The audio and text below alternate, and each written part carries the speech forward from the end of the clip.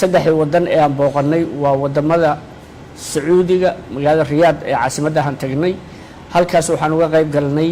shir weyn oo dalalka islaamka iyo dalalka kale ee carabta ah iyo dowladda maraykanku ay ku kulmeen oo heer madaxeed ahaa heer madaxweyne iyo boqor halkaas ayaan uga qayb galnay shirkaas oo ahaa shir muhiim ah oo dalalka caalamka ee muslimku ay isugu yimaadeen madaxweynaha maraykankuna uu joogay boqorka sacuudiguna uu joogay labadoodu ay ka ahaayeen garwadeen boqorada iyo madaxweynayaasha islaamkuna ay joogeen waxaa looga wada hadlay arrimo badan oo islaamka khuseeya iyo caalamka maanta la joogo shirkaasna madaxweynuhu wuxuu helay oo fursad u helay inuu si gooni ah u arko waqtiyo kooban si aan rasmi ahayn u arko madax badan oo adduunka ah oo isugu jira madaxweynayaal boqorro uu ka mid yahay boqorka sacuudigu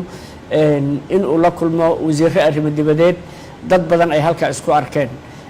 waxaana noogu xigtay markii shirkaasi dhammaaday wadahadal dowladda sacuudiga aan la galnay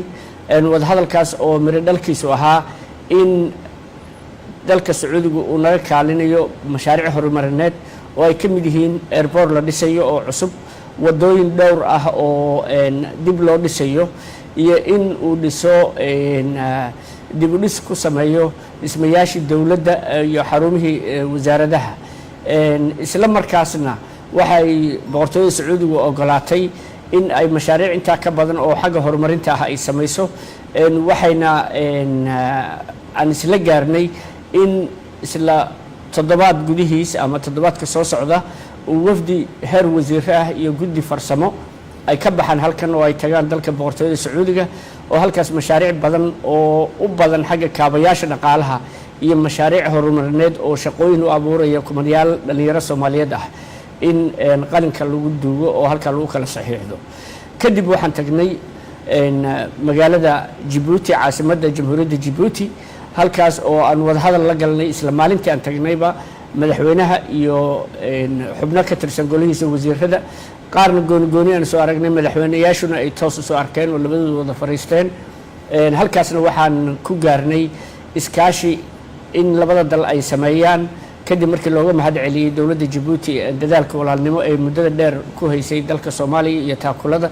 waxa lagu heshiiyay in labada dal iska kaashadaan xagga amniga badaha inay iska kaashadaan xagga tababarka ciidamada in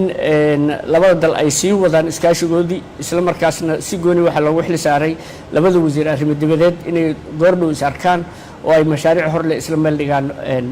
kadibna waxaan ka qayb galnay furitaanka dekadda Dooraale oo ah dekadda afraad ee magaalada Djibouti loo sameeyay halkaas oo mashruuc weyn oo qiimo leh lagu hirgeliyay waxaa xusid mudan in dekadaas dhagax dhigeedii ay wada dhagax dhigeen madaxweynaha jamhuuriyadda Djibouti iyo ra'iisul wasaaraheennii hore Saacid Shirdoon maantana ay furitaankeedu wadajir u fureen madaxweynaha jamhuuriyadda Djibouti iyo madaxweynaha jamhuuriyaddeena federaalka ah ee madaxweyne Farmaajo intaas kadib waxaan u baxnay hal habeen kaliya markaan ku haynay Djibouti waxaan tagnay dalka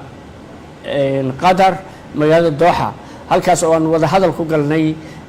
mas'uuliyiinta Doha oo amiirka Qatar dalka Qatar uu madaxweynaha iyo wafdigiisa ku qaabilay wada hadal aan yeelanay oo boqorka la yeelanay iyo wasiirada kala duwan ee dawladana waxa la isku afgartay in dawladda Qatar ay kabto miisaaniyadda dawladda federaalka Soomaaliya iyo in ay naga caawiso dhinacyada waxbarashada iyo caafimaadka iyo mashaariic kale oo dhowr ah marka safarkan markii la isu geeyo tascuudigan haddaan ku kabo waxa kamid ahaa heshiiska dhinaca amniga ayaa kamid ahaa qalabaynta iyo tababarka ciidamada marka haddii la isu geeyo safarku wuxuu ahaa safar guul ku soo dhamaaday wax badan ay uga soo hoydeen Soomaaliya waxaana xusid mudan safarkaas in aan khasnada dawladda Soomaaliya $1 aanu ka bixin oo ay ahayd mid dhamaantiis ay dawladihiina marti galiyay ay qabeen kharashka safarka